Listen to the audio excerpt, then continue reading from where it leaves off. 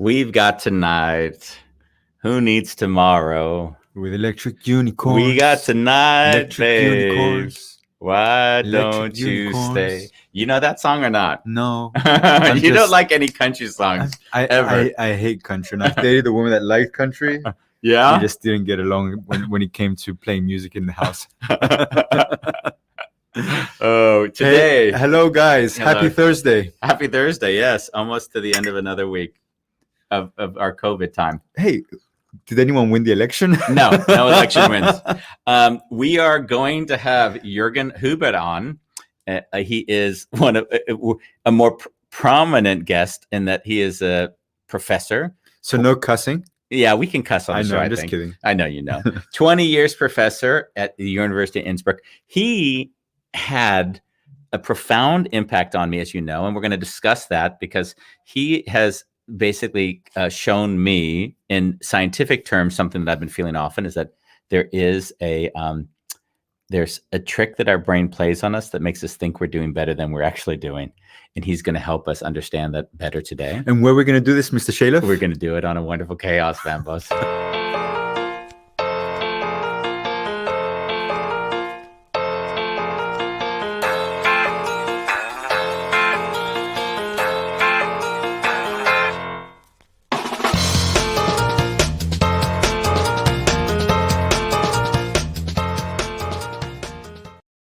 It just fascinates me that there's 0 viewers right now, and I think this is going to be another one of our best shows. Yeah, but we start. I mean, we got to give them time. Come on, Bulan, get on, JC. Where are the friends? Come on.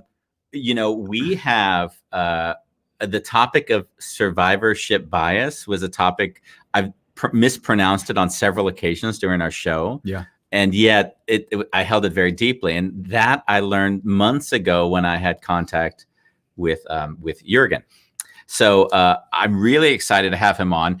And the reason that I found it so fascinating, hold on, I just had a comment come in from Bolalang. I didn't understand.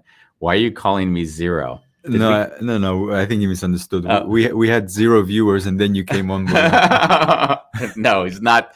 Bolalang, you're our guest. We're never going to call you zero. Let's get that very clear, Bolalang. So when I had the contact, I've been struggling with this thought in my head that things are far more random than people want to admit. As in, we control shit.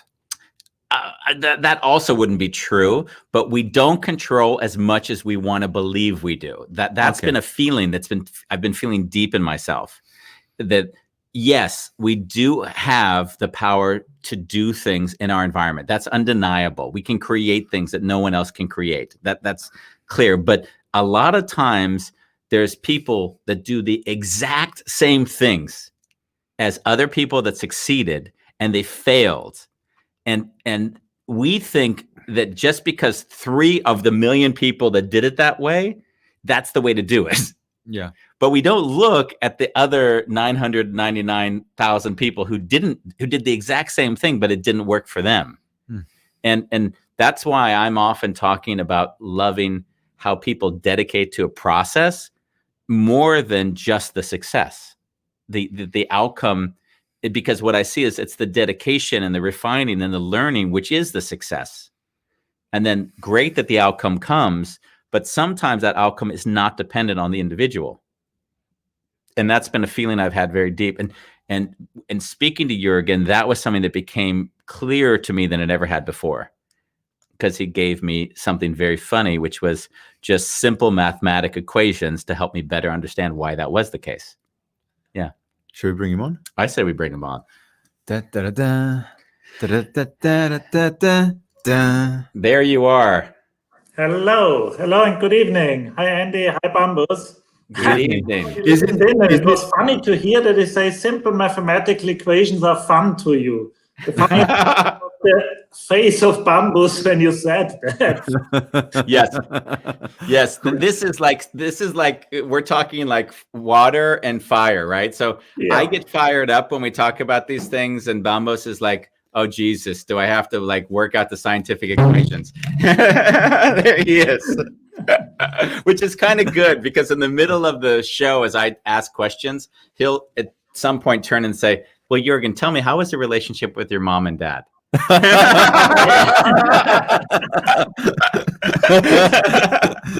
psychologist in him, yeah.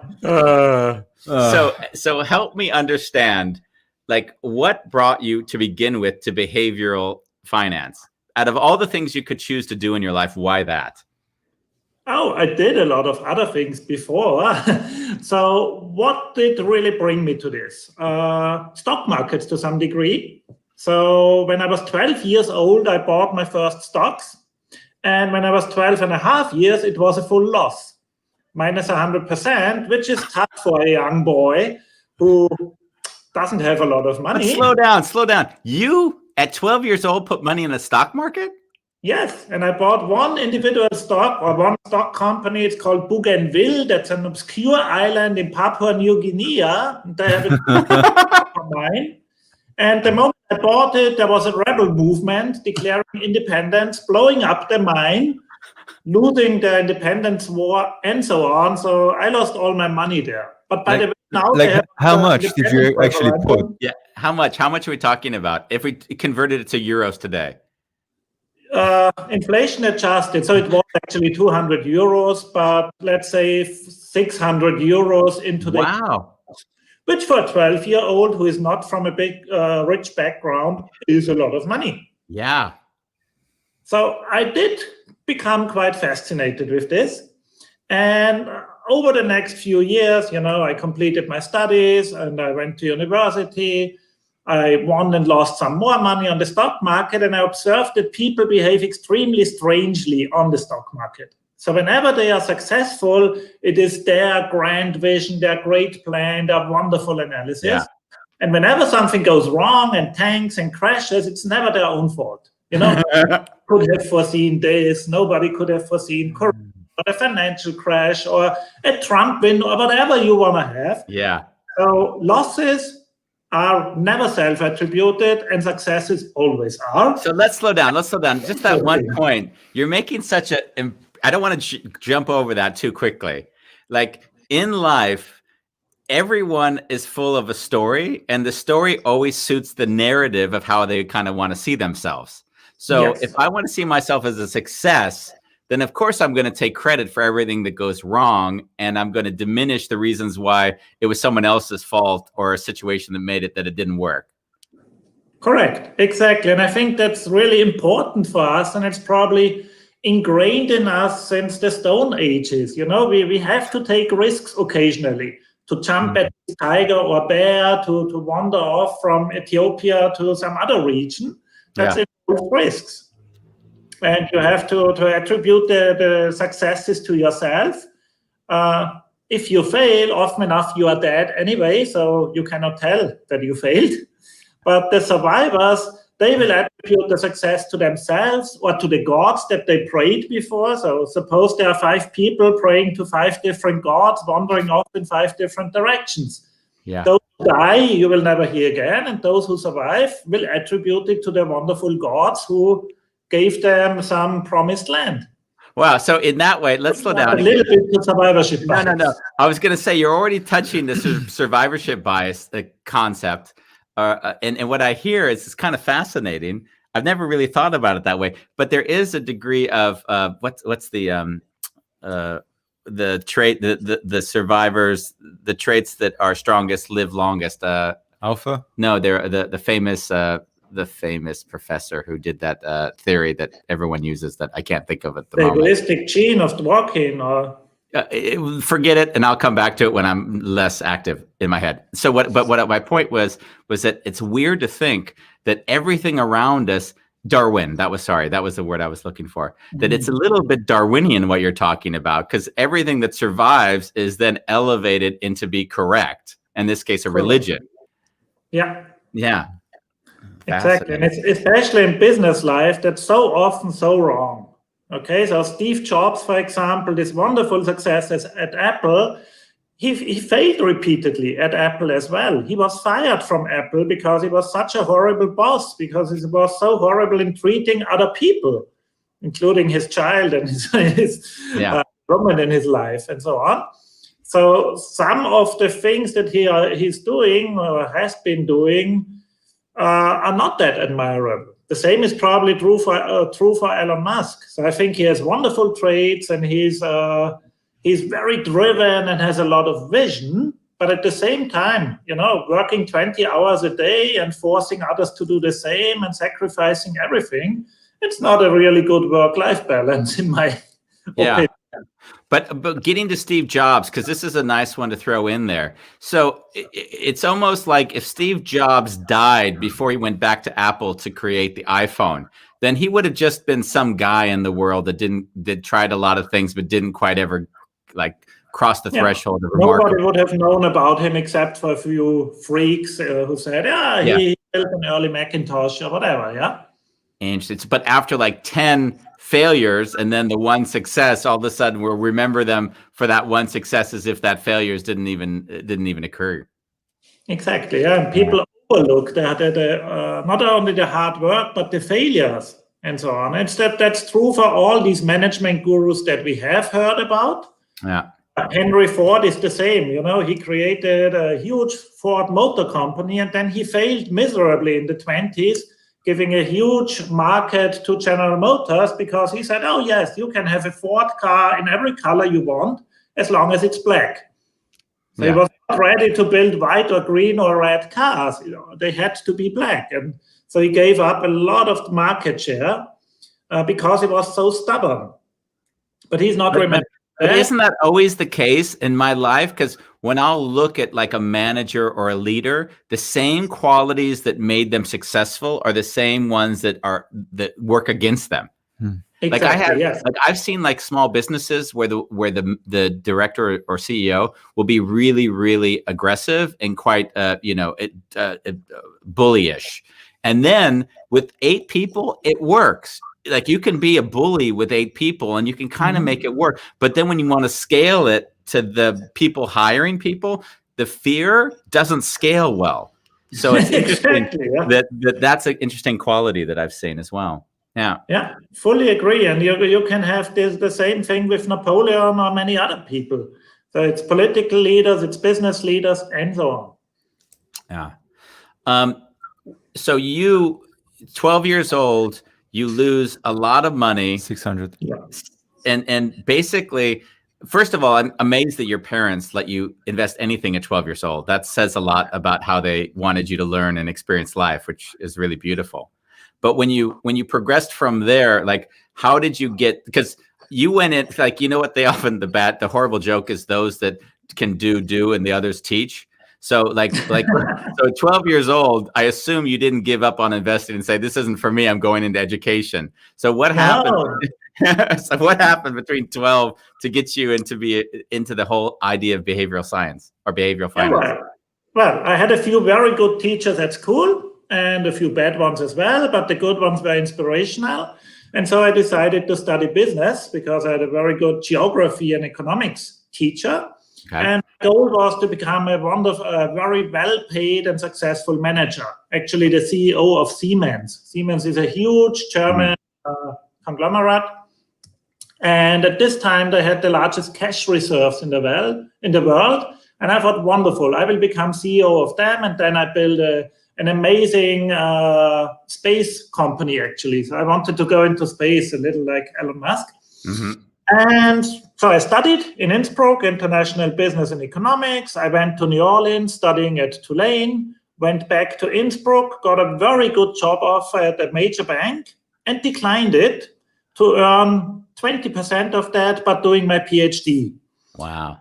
I did my PhD, went also to Yale University for a year, which was also very inspirational.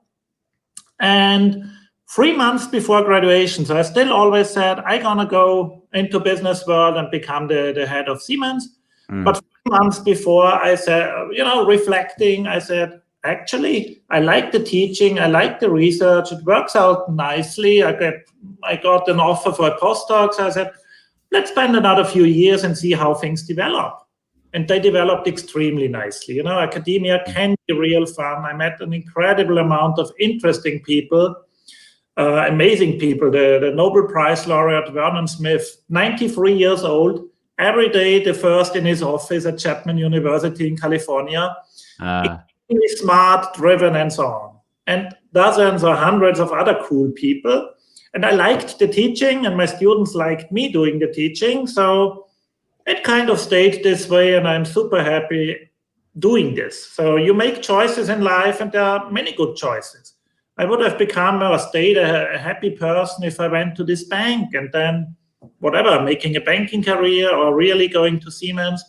That would also have worked out, but as it is now, it worked out extremely nicely. Yeah. I can travel the world, not now because of Corona, but usually I can choose when to work, on what to work, and where to work. Then when did you become so disillusioned with everything? Like, when did you say everyone is full of shit? Like, when did that moment hit for you when you're like, oh, these people are talking bullshit? Like, how did that happen? How did you figure that out? It didn't. I would never phrase it that way. Of course you wouldn't. That's why I'm phrasing it that way for you. No, in every academic discipline, you have different lines of thought, and you have people you agree with and others you don't agree with. And, you read a lot of papers and books and look at their research. And there I said, okay, a lot of what these guys are doing with mathematics and data is pretty much nonsense. So they are just finding patterns in noise. Stock markets are not predictable, and still you have a whole huge industry in Wall Street and in London and in Amsterdam trying to pick the best stocks and the best investments and getting extremely well paid for this. And in the end, it's only noise. So yes, you have hundreds of thousands of fund or tens of thousands of fund managers.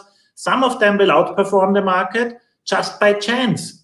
If I let you predict coin flips, one of you, so it's head or tail, market going up or down. So if it's Andy and Bambus, one of you will be right. So if one of you always has to say head or tail, one will be right. If I let a bunch of 60 people predict 5 coin flips in a row, one of them will be correct all 5 times, just by chance.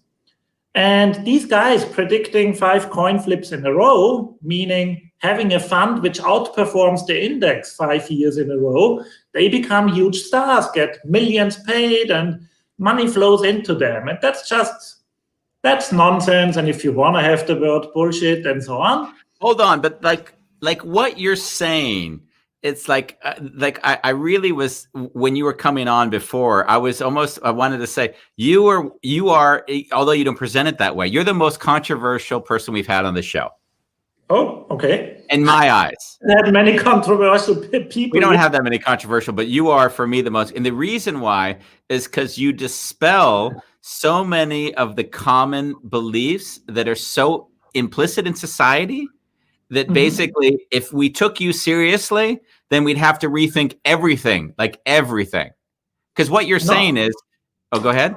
Okay. No, you're because what you're saying in actuality is that luck is so much more a part of it than anyone's willing to accept. That if you accept that luck is so much a part of it, how does that redefine? I'm not going to spend 30% for a service when it's based on a lot of luck. That whole value add, it goes away immediately. Okay. So let me make one thing clear. Not every expert is not an expert. Okay. So we do have disciplines where expertise pays off. Okay. So if your tooth is hurting, you go to a tooth expert, meaning a dentist. If your car is broken, you go to a car expert, meaning a car repair shop, and so on. So there are fields in our life where expertise really exists and pays off.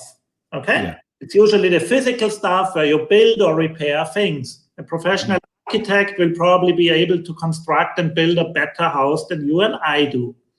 And then there are other fields where you do not have this expert knowledge or the advantage of experts. Okay? The key differentiation is whether success is replicable, whether you have predictable patterns.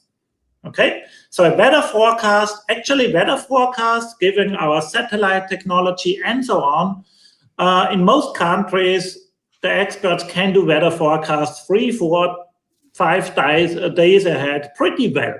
But because they know a lot about the weather. Even better, in physics, we can predict hundreds of years into the future when the next lunar or solar eclipse is. Why? Because Isaac Newton gave us the law of gravity. As soon as you know where Earth, Sun, and Moon is and at which speed they move, you can predict the next solar eclipse perfectly. For example, I looked it up in Innsbruck and in Amsterdam. The next full solar eclipse is on September 3rd, 2081. Wow. For optimists, Bambus will be alive, but for you and me, it will be tough. How old are you? 46.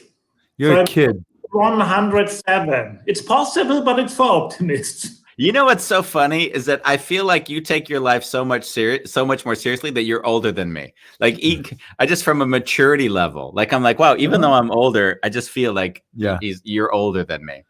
You're more mature. Please continue. Continue, please. Okay. So in some fields, be it weather forecast, especially physics, astronomy, car construction, you have predictable pattern, and if you put one brick on the next one, you can build a house. Yeah. In sports, Lewis Hamilton is a very good driver in Formula One. He did well over the past few years. Most likely he will continue to do well in the future. So these are not random outcomes. Yeah. But there are other fields where expert knowledge does not help. Okay, so if you are an expert in understanding roulette in the casino, you will not be able to play better. Roulette is a game which, you have 0 to 36, the numbers, and 37 numbers. If you get the correct one, you get 36 times the money you put in. So you systematically lose 1 over 37 every spin of the wheel. And there's no way to out-trick that, also not by doubling the amount you put in every time, and so on. So no predictability. And even if or take the lottery, you have a lottery where you cross the 6 number out of 45. In Austria, you have a chance of 1 over 8 million to win. And if I would win once, it does not mean that I would also have a higher probability to win in the future. Why not? Because it's random. Okay, it's purely driven by luck. Unless you believe in whatever you have to believe in to think that you can systematically win in the lottery. But people like this exist. Not too many of them are listening. Or hopefully they're listening and probably learning.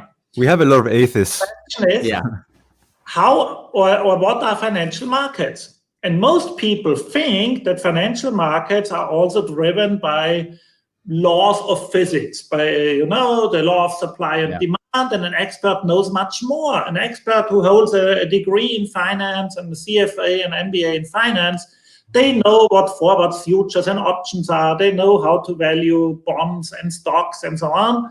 And the usual housewife does not know. She's scared. Money is important. The stock market is a scary place. So they want expert advice. And they pay heavily for it, very, very heavily. So we're talking about at least $50 billion a year that investors are handing over to fund managers to handle their money. The question is, do they get value for the money? And my answer is very clearly no. So basically you're telling... It's condemning a whole industry. You're telling like over 1 million people right now that have those jobs, that their jobs have no value to the client, except for perception of safety, because that's what people. And the trouble is that one of these 1 million people is your dear wife. So hopefully, hey, listen, I've been trying to share this with her for years. So I don't. If you can't convince her, I sure as hell can't. I know, and it's good for her self-confidence. She gets nicely paid. That's good. That also helps. And if she feels well with this and so on, it's good. Yeah. But why do I claim that it's really driven by noise randomly and the experts are not really experts? I'm doing this because I have done research in this field for 20 years, because I have read hundreds or probably 1,000 papers, and we have consistent evidence on this. Since the first study, which was done in 1933, and then there have been studies, thousands of them, the result is always the same. Professional fund managers underperform by between 1 and 1.5 percentage points per year. And that adds up. In 20 years, that's 30-40% underperformance. And it's the difference of whether you have $500,000 or $800,000 when you finally enter pension age and so on.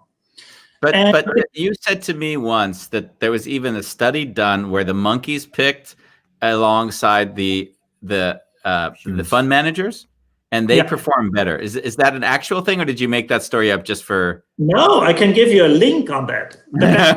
And this is that a famous researcher, Burton Malkiel, he wrote the best-selling book, the best ever selling book on stock market. So there are thousands of books. Many of them are selling well. That's another big industry. But he wrote A Random Walk Down Wall Street. Sold more than 10 million copies, so at least he made a lot of money from this, and he's a professor in the US as well, I think Princeton, but I could be wrong. And in that book that many people read, he wrote that a blindfolded monkey throwing dart arrows at a list of the stocks traded on Wall Street would do just as well as professional fund managers, because that's the logic consequence of a random walk market where you have a 50-50 chance for each stock to go up or down.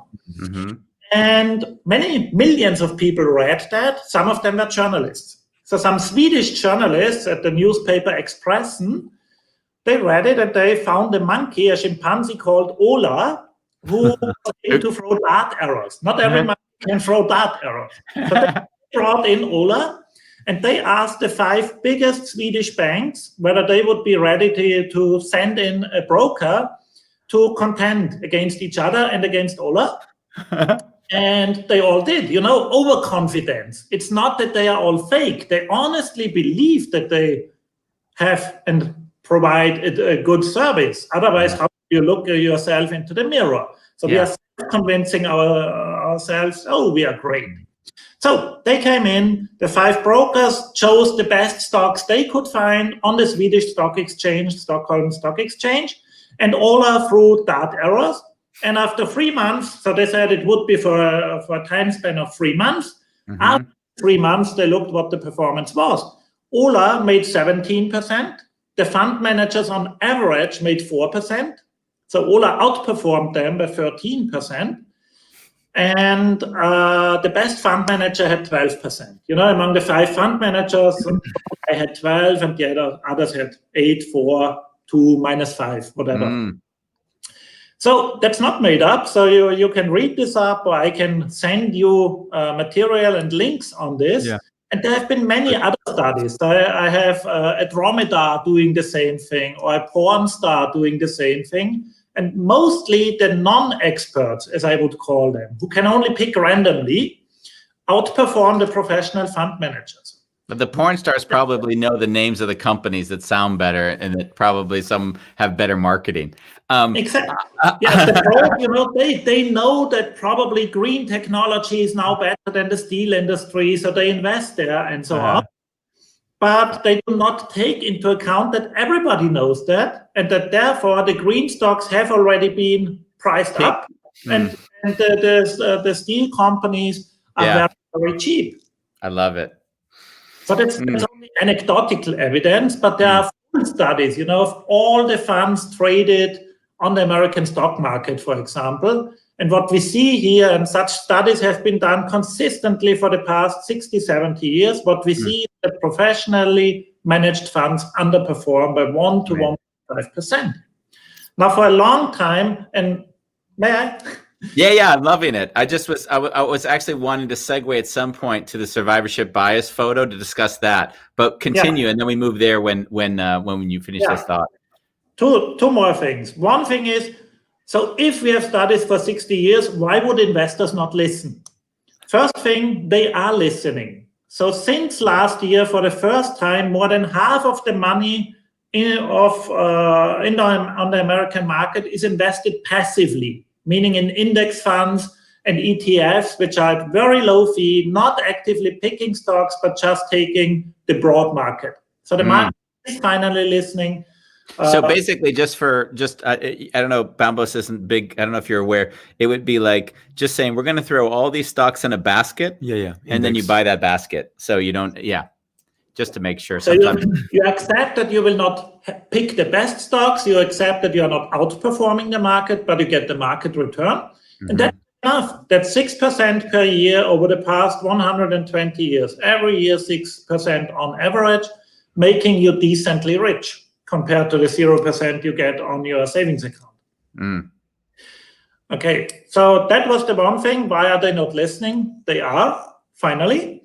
And the other thing is, probably we could bring in the Warren Buffett thing. So what about the superstars of Wall Street who have consistently outperformed the market for many, many years?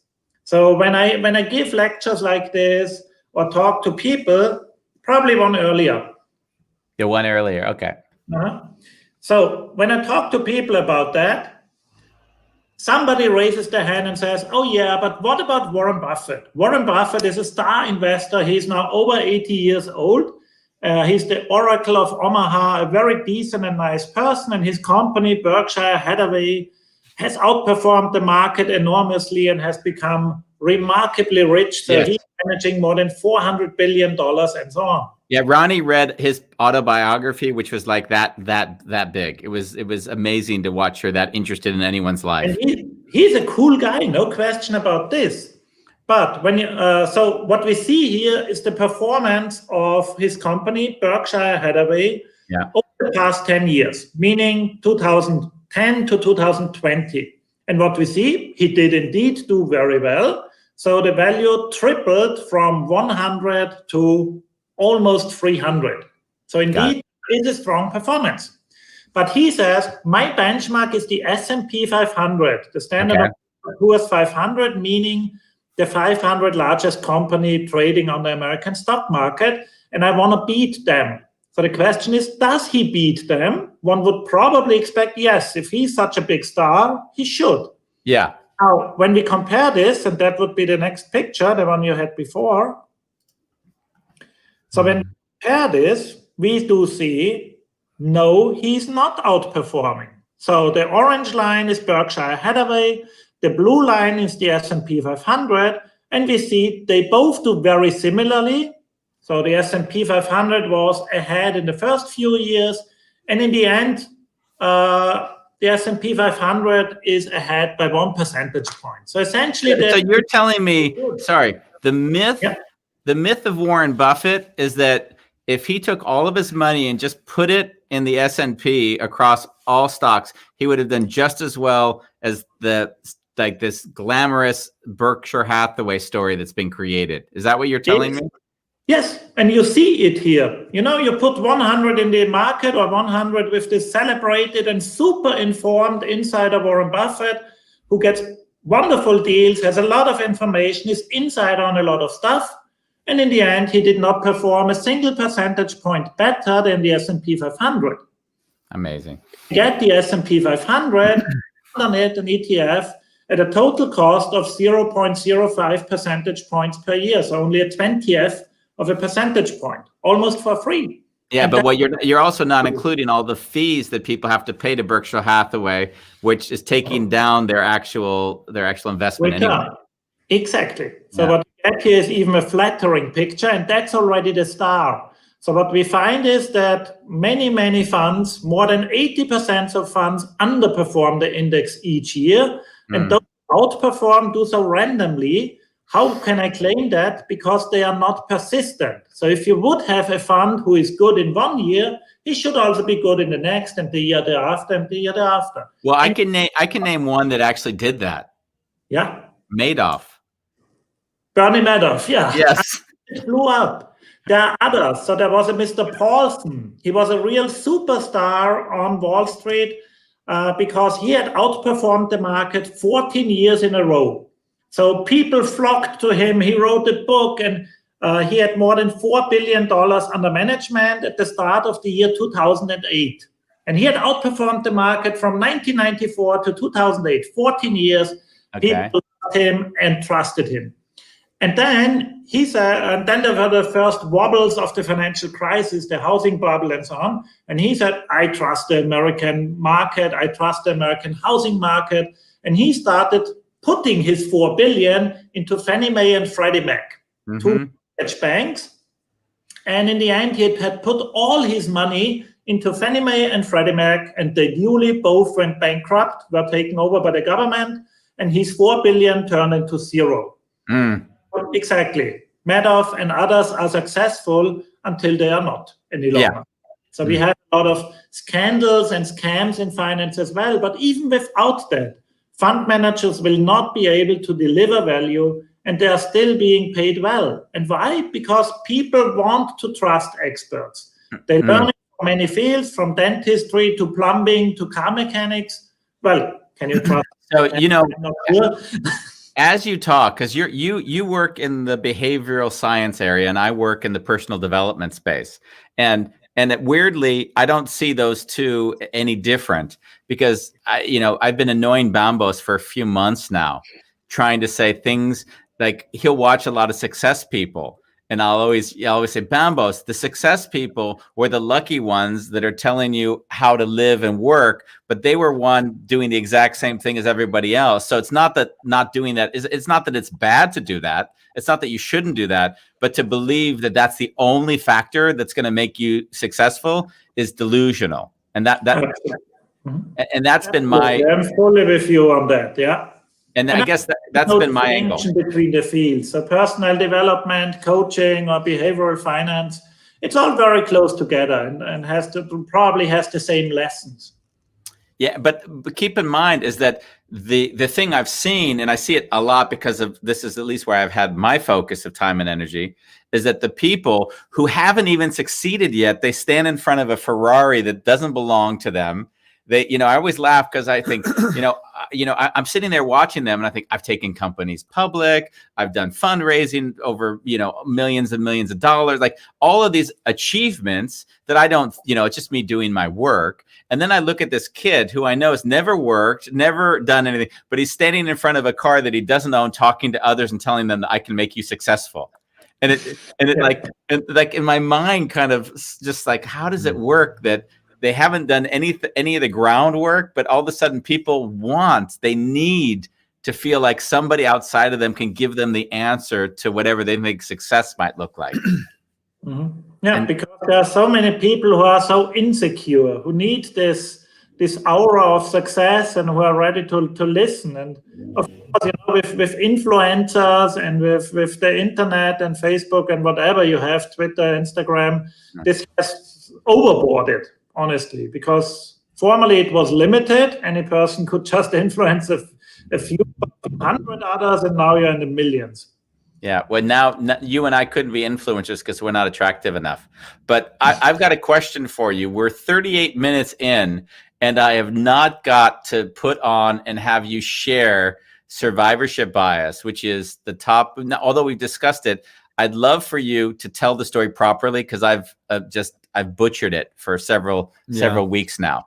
So Ambos look suffering. Yeah, he's hated me bringing. He's like, there's some subjects now on the show, and he's like, Andy, I've heard enough about that one. Like, let's move on. So now I want to hear the real story. He wants to. Okay, cool.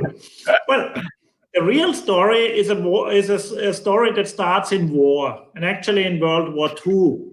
In World War II, the Americans bombed Germany and also Japan, just as these others had tried. So everybody did as much as they could to harm the others. So at some point, the losses of the Americans over German airspace were quite horrible. So the Germans had a good air defense, flak, and so on. So the American military went to mathematicians and engineers and scientists and said, can you help us protect our planes better? So they collected, for the standard American bomber, they collected of the returning planes the hits. So they said, this is the standard plane, and we have shown you here all the hits of the flak, of the flight defense, air defense of the Germans. So what you see here is the surviving planes coming back and where they have been hit. And they asked the engineers and the mathematicians, where should we increase the protection, the shields and so on, the steel plates, where do we have to improve them? And, well, probably ask you, Andy and Bambus, where would you improve the protection? That's cheating because I know the story. Yeah, it's cheating for me as well. Okay. So the point is, if you'd asked me 8 or 9 months ago, I probably would have said, well, wherever you see the red dots, I would probably put more metal there so that you protect the plane. That would be exactly. So the initial answer by the engineers also was obviously where we have the hits. Okay, so we put more shields in the middle where we have the red dots and on the wings where we have the red dots. And it took a few months until Abraham Wall, the mathematician, so this didn't work. They did that, and just as many planes dropped dead and didn't return and so on. So Abraham Wall, the mathematician, came up with the true solution. He said, hello, what we have here is a survivorship bias. He invented the term, and he said, what we see is only the returning planes. So if we do not see any hits on the motors and on the cockpit, it is because those who have been hit there were not able to return. Those we see, those returning, obviously have hits at places where they can sustain them, where the hits are not deadly. But on the wings, where the wings would break off, and on the cockpit and the motors, if a plane is hit there, then it drops dead, it falls from the sky and does not return. So we need to increase the protection on these places where we do not see any hits. That's what they did, and that's what did also work then, because that's exactly the right thing to do. Okay, and that's the core story about survivorship. Okay, but I want you to take the metaphor of that and move it to, in your case, it could be financial, or it could be, in my case, what I would look at, like coaches or trainers or people who made, made their lives successful. Like, how do you then see this as the metaphor for other things in life going on at the moment? Okay, let me start with finance, and then we probably move on to others. So I could put away the picture again if you want. Then I see you larger, and I see when Bambus is falling asleep or something like that. Great.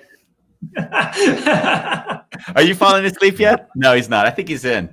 You know, when he falls asleep, he has a dead face.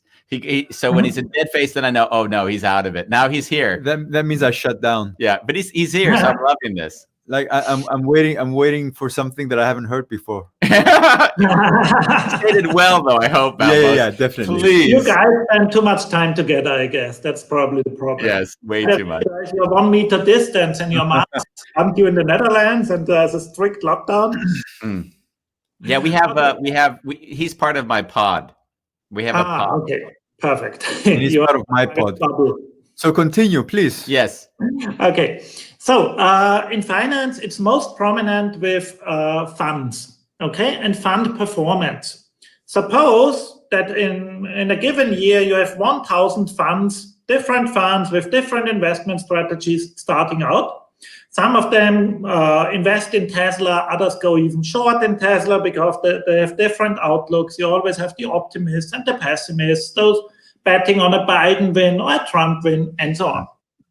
And after a year or a few years, some will have done very nicely, earned money for themselves and their clients, and things are good. And others will have done badly and lost money. Okay? Those who lost all their money go bankrupt. Those who lose just 10, 15%, they usually close down. Okay? With a bad performance, you cannot sell it. So they close down, they merge their clients into another more successful sister fund they have. So fund managers usually have several funds with different strategies.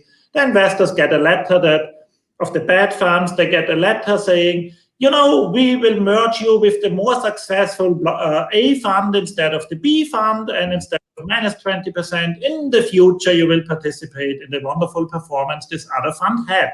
And the customers are happy and even say, oh, cool, they bring me into the better fund. Not understanding, well, let's forget that.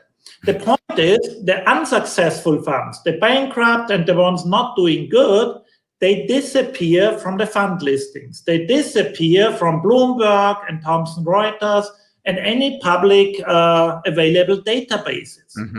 So when 5 years later or 10 years later, a researcher like me comes along and pulls out all the currently existing funds, he gets a very positively skewed picture. He only sees the successful guys.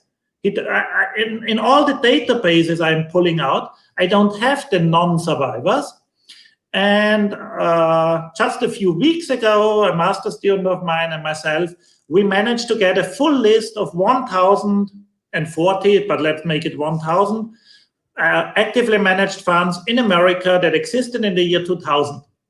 Until 2019, almost exactly half of them had gone out of business and half still existed.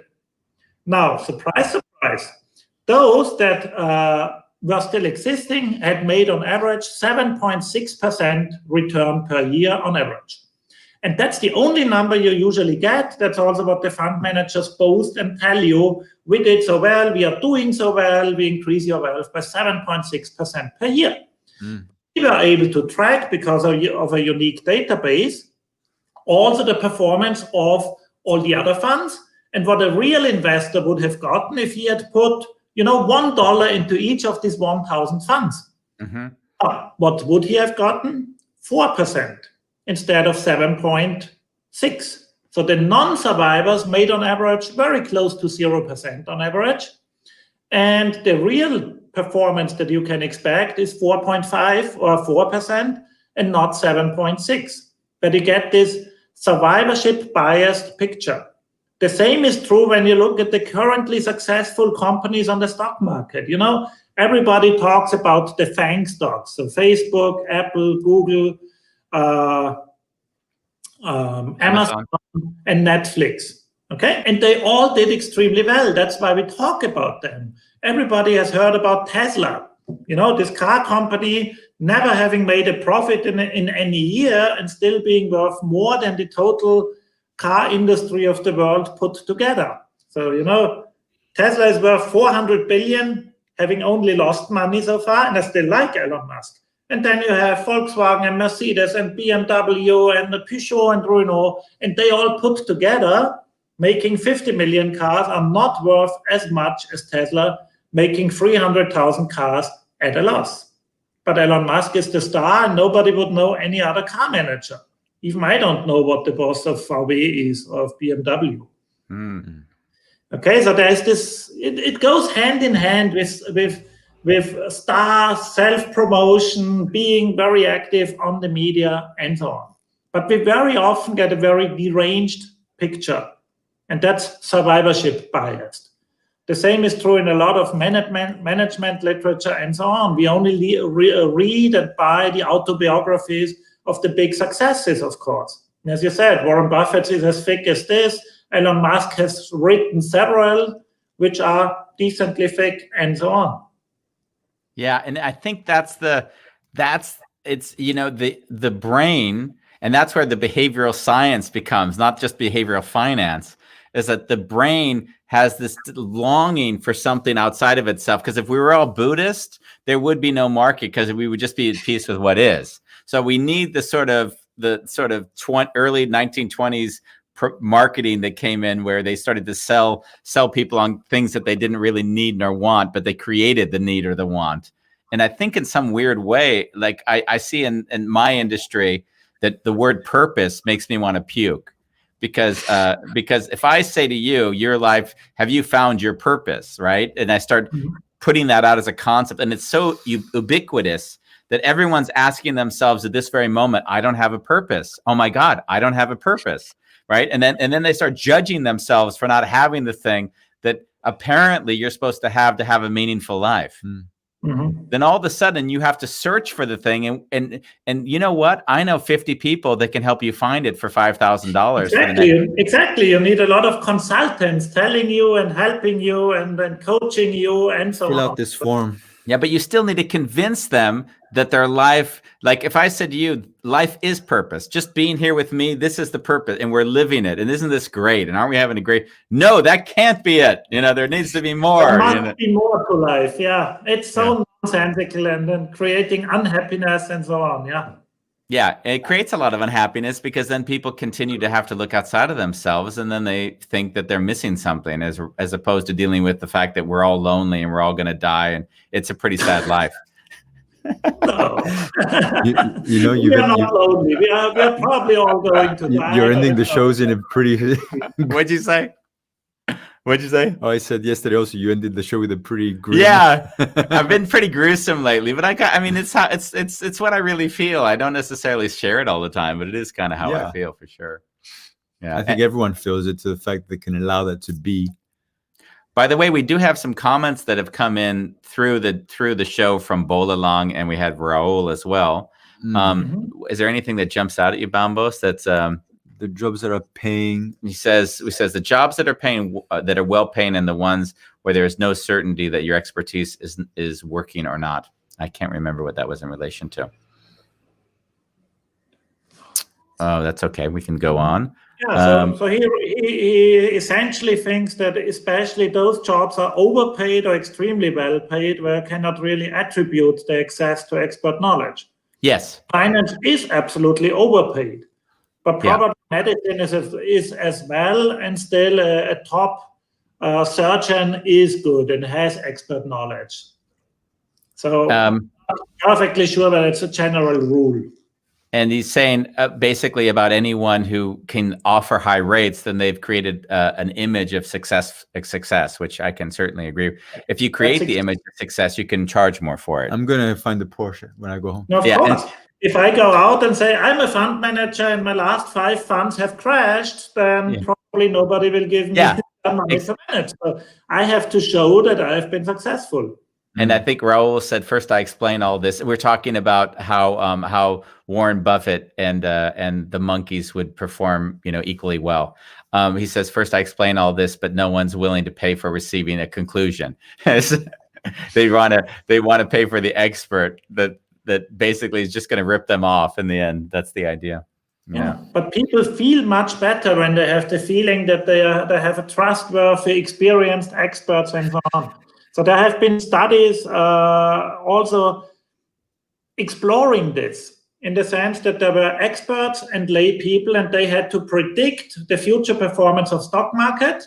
But that was not important. What was important was they should estimate their own estimation error. So how often would they be wrong and how far would they be off?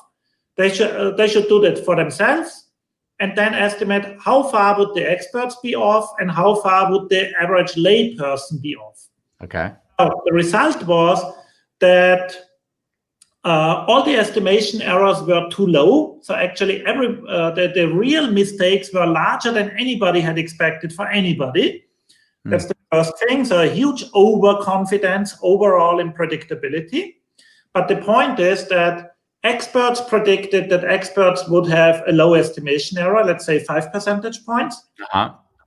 Lay people predicted an even lower estimation error, 4 percentage points. So lay people trusted experts even more than the experts did.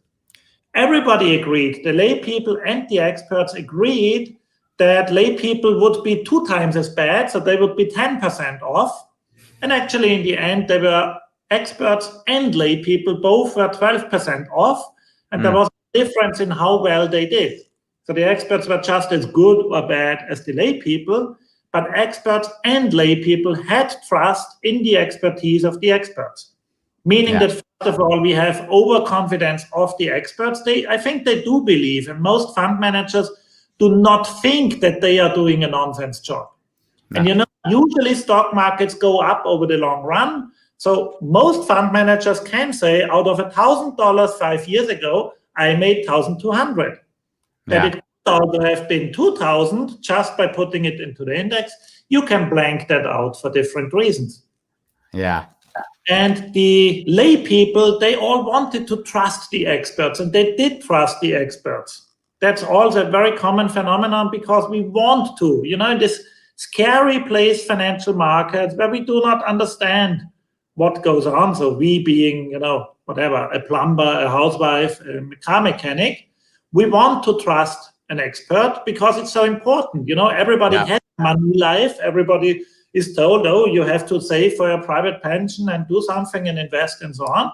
But they do not know how and where. So they give the money to an expert. Still better than putting it into Bitcoin, but still not good. Amazing. Giving money to the gambler, actually. Yeah.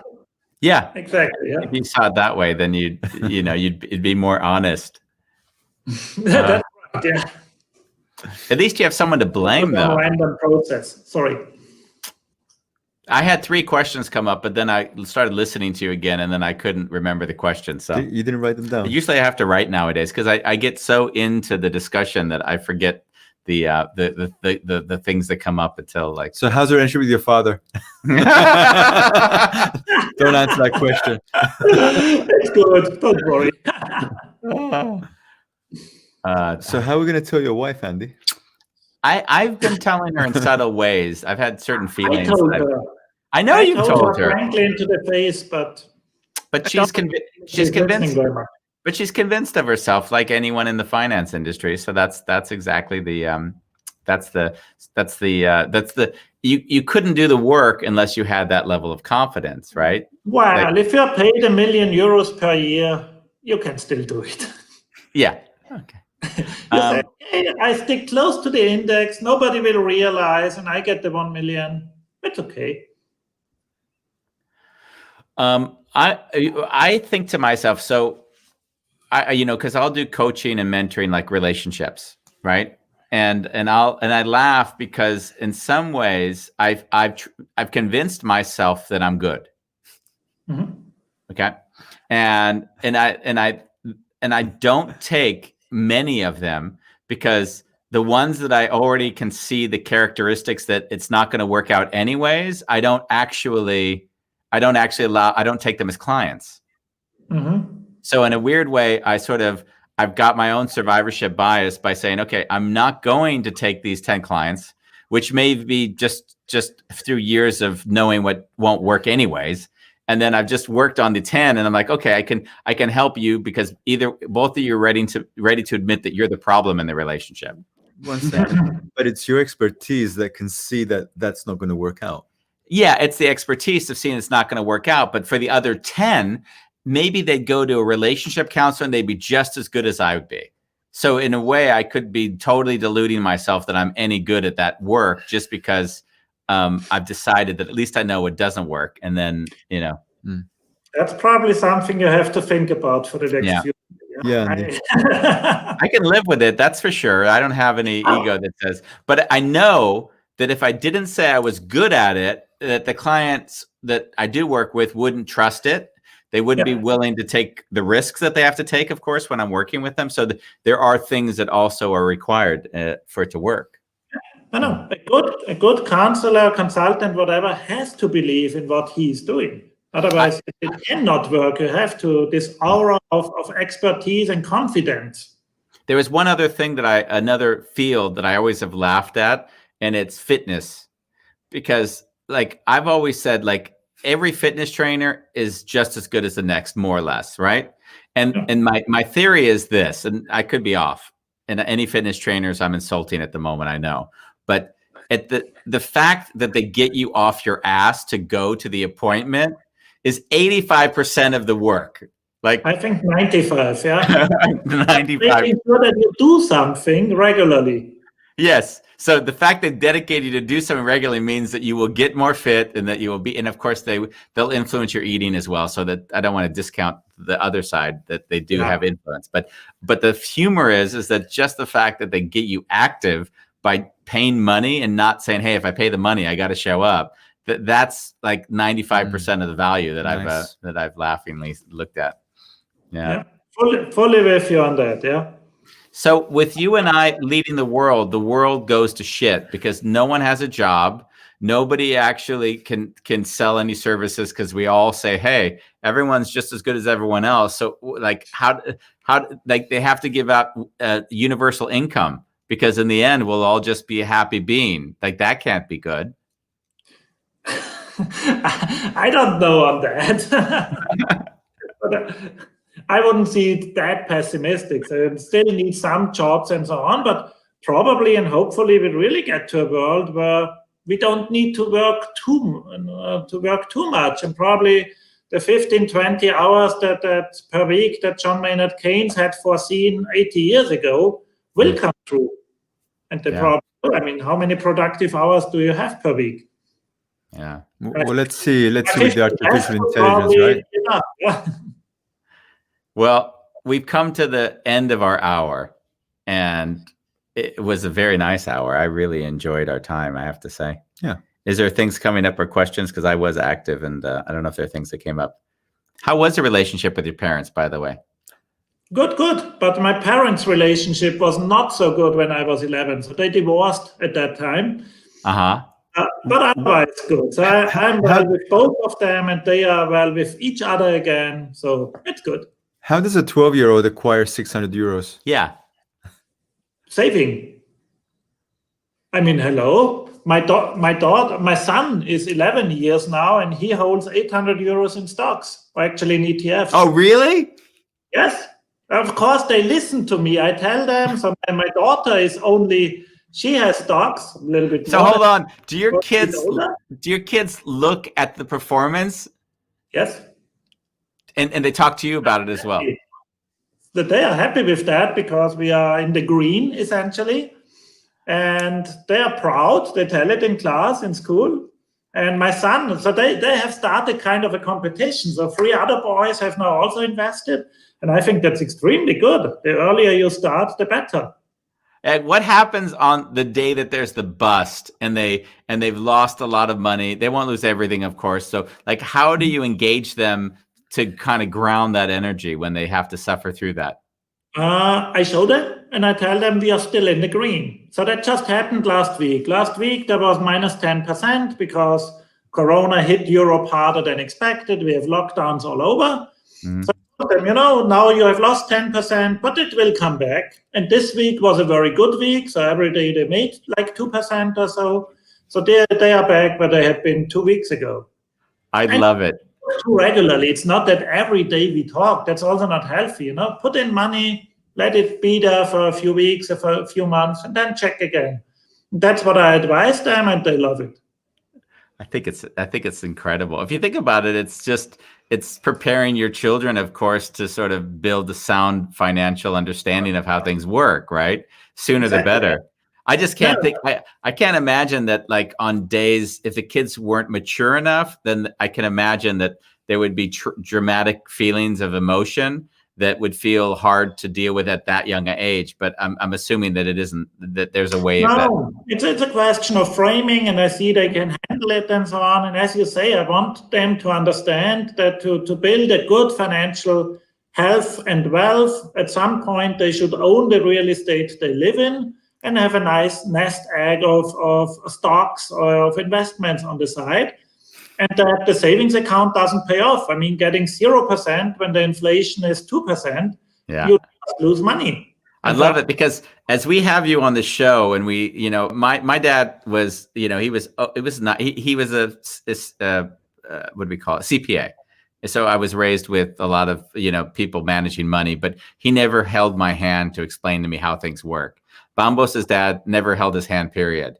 So in a funny way, like when you talk, it's almost like such a foreign language for me. And obviously, like, wow, like a father would actually do something like that. It makes all the sense in the world, but it's so foreign in some ways. Unfortunately, it does not happen. So I actually think about, and I will write a book for children to invest, or at least for my young students coming in here at 18, because most of them have never invested. So I got a title for you. I got to tell you, we'll call it Baby Steps. Good. Yeah. The journey to a successful financial future. Yeah. Something like that. That's not bad. Yeah. Thank you, Jürgen, for being with us. I really appreciate you taking the time. Yeah. Absolutely. It was fun for me as well. So have a good show. Thank you. Have fun with it. Bye-bye. Thank you. Bye. And we're just an average show, so it's okay because we're never going to get any bigger unless, like, something really, unless they were really unless some outlining. expert predicts something. Yeah, exactly. Exactly. You can be the next black swan on the positive side, taking off. Yeah, we need to have one influencer find us, and then we're going to be great. Exactly. Bye. Okay. Adios. Bye-bye. Have a good evening. Thank you. That was fun, Bambas. Yeah, he well, everything you've been talking about, he put it in a structure that he's a good storyteller. He's a great storyteller, and I think as a professor of any sort of teacher, that's mostly storytelling. Well, in a way, he has a humor. It's a little bit dry. You really have to like. Yeah. He's He's in Austria, right? I mean, I lived 10 years there. They're pretty dry. All Austrians are dry. Pretty dry. Yeah. So was my experience, at least. Yeah, I was really looking forward to having him articulate it on the show. Yeah, I love the plane story. You've only heard it 10 times before. Oh, well. From this point moving forward, every time you talk about it, you have to have the diagram. You can only bring up that story if you show pictures. Okay, that was we have one more show tomorrow. We don't have a guest yet, and I think we're probably going to do it on mindset. On mindset tomorrow, So it'll guys. just be the two of us discussing mindset. There was one other guest that I just was trying to pull in that I thought maybe this character I mentioned a few times before, but he never replies to my messages, so it doesn't look like it's going to happen. Yeah. And we have 2 more weeks, right? 2 more weeks. Yeah, 2 more weeks. Yeah. 2 more weeks before. Then we're going to take a hiatus, and we'll announce we'll have another lineup. You know, we want to celebrate Christmas during COVID and shit like that. Yeah. I want some time just to not do anything for a while. Just not do anything. Wow. And Andy, where are we going to do that? Something. Where are we not going to do that on? A Wonderful Chaos.